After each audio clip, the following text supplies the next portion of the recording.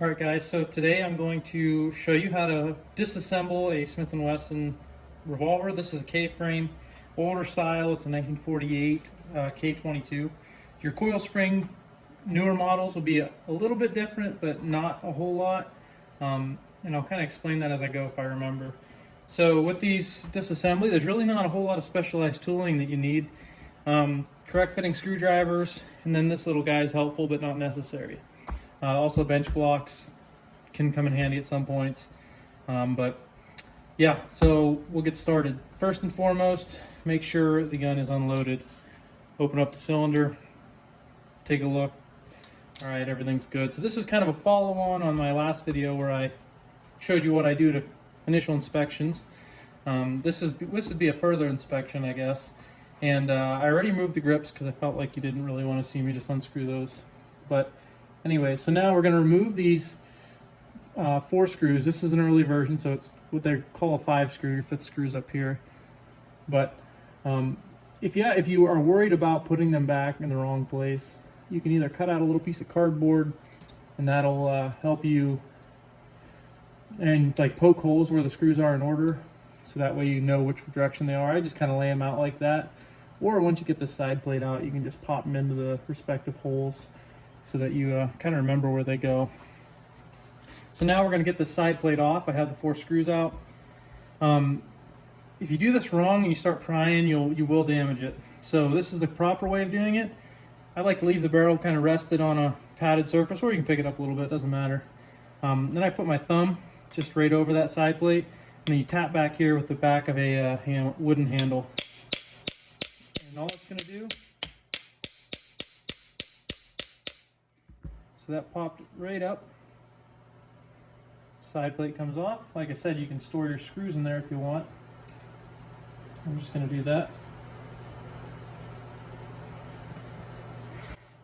Alright, so now, kind of getting before you start digging into this and tearing things apart, now's a good time to really look at everything and make sure you can identify some potential damage areas here at this point in the disassembly. Let me pan this up a little bit. Okay, so I'm going to check just the function and everything. I know I've checked it before, but it's just fun to watch how all this stuff works.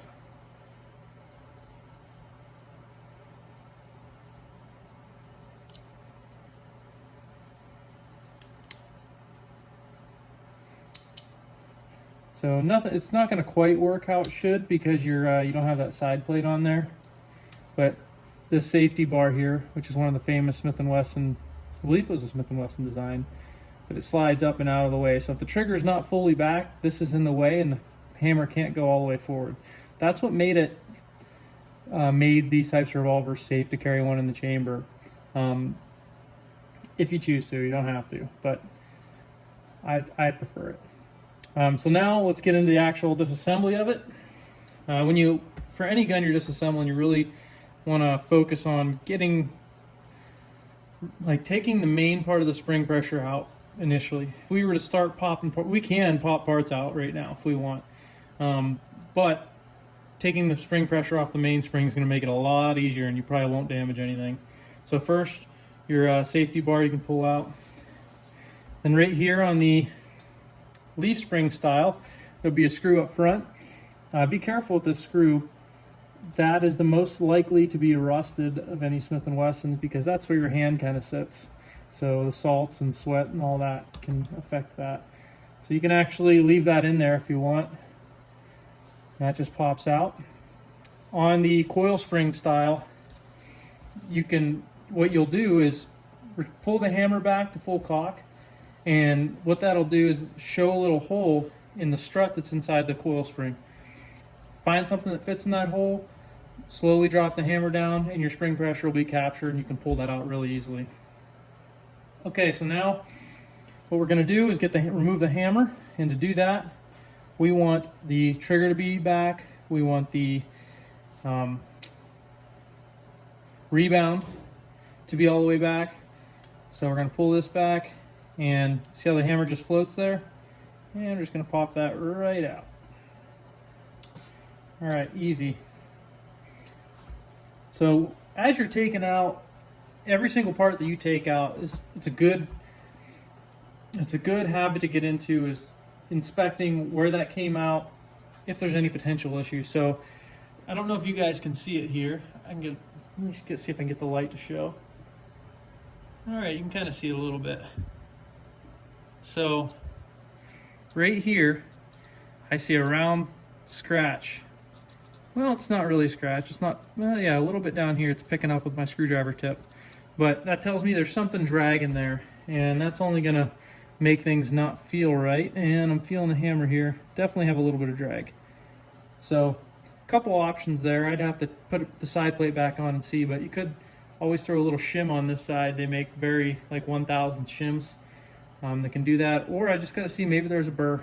But I'll do that inspection later on that, because we're still in the disassembly phase. All right, so now we're going to remove the cylinder. Up to this point, we've left it in there because it keeps your bolt and your hammer stop pushed back out of the way to pull that hammer out easily. So this is pretty simple, but you can scratch the gun up by doing this. So what you're going to do is slide that forward to release that cylinder. Don't let go of the cylinder at this point, because it can just kind of start sliding out. Hold on to the cylinder and slide out the assembly on the front. And that is removed now. From here, we're going to remove the Rebound and Rebound spring. This spring is really stout, so just be very careful. This is the specialized tool that Brownells makes and sells. Clicks into magnet tip screwdrivers, so it's pretty nice, but it has a slot to go around that stud and push in that spring. Always kind of keep your finger over it to kind of capture that spring if anything happens. But that bend in the tool is so that you can get around the frame.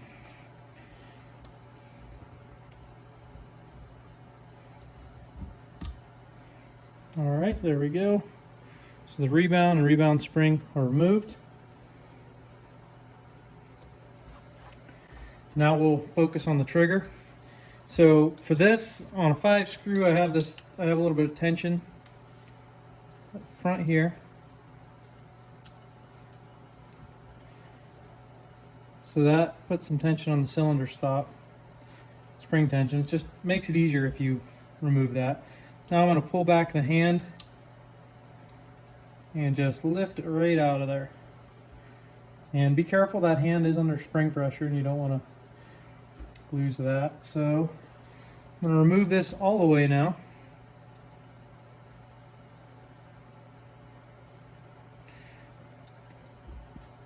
Be very careful because the spring and plunger are very small over there.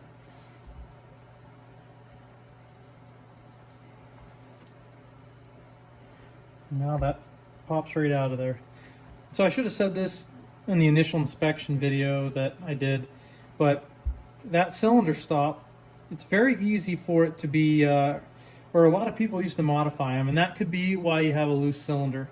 And it could be if somebody rounded the edges on this, which this one has had some edges rounded on it.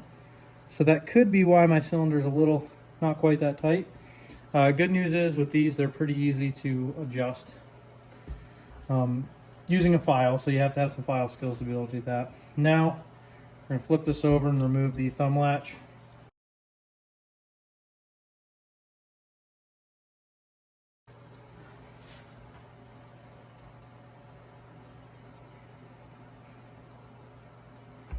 So you're going to have a little spring in there where you pull it back, lift it out again.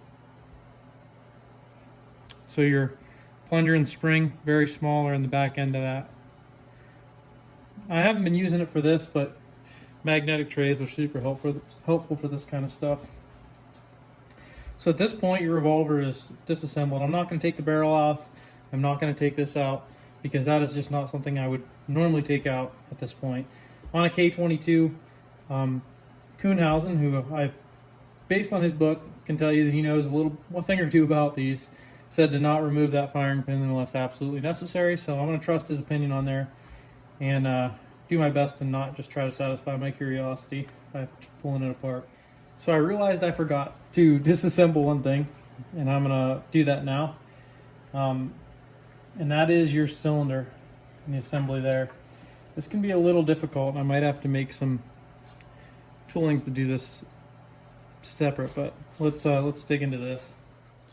So with cylinders, the cylinder disassembly, one of the most important parts is whether it's counterclockwise or clockwise, as far as how you unscrew this off. This is a threaded rod.